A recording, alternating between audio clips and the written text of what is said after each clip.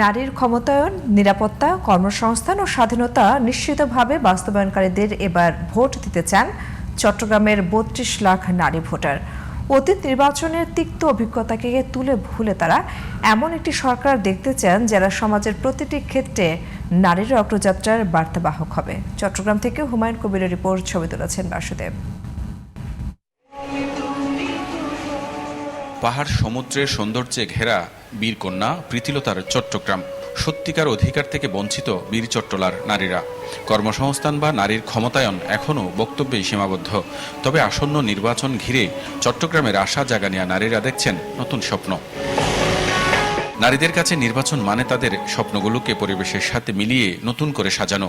তাদের অধিকার, ক্ষমতায়ন, নিরাপত্তা, যাতায়াত, কর্মসংস্থান ও স্বাধীনতার সঠিক বাস্তবায়ন।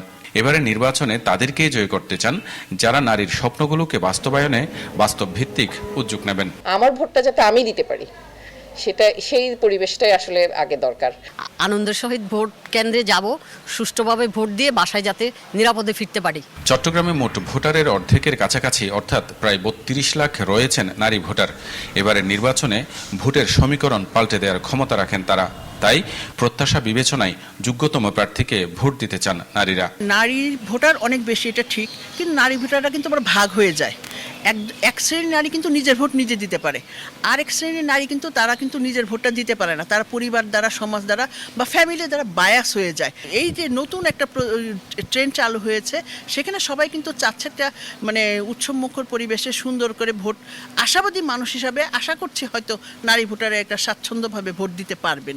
জীবনের উল্লেখযোগ্য সময় নারীর অধিকার, শিক্ষা ও সমাজ গঠনের কাজে ব্যয় করেছেন চট্টগ্রামের মানবাধিকার কর্মী জেসমিন সুলতানা পারু। এমন একটি সরকার চান তিনি যারা সমাজের প্রতিটি ক্ষেত্রে নারীর অগ্রযাত্রার বার্তাবাহক হয়ে কাজ করবে। নির্বাচনের কথা বলা হচ্ছে, নির্বাচন হবে, আমরা আশাবাদী নির্বাচন হবে, কিন্তু মানুষের মধ্যে উৎসাহ উদ্দীপনা নেই। সে বিশেষ করে নারীদের মধ্যে তো আরও নেই। এরকম নারীরা যেভাবে অংশগ্রহণ করার কথা ওইভাবে তো নেই। অনেক নারীকে তো দেখাই যাচ্ছে না।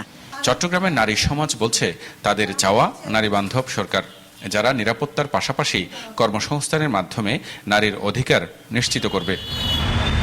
Humayun Kabir, GTV news, Chittagong.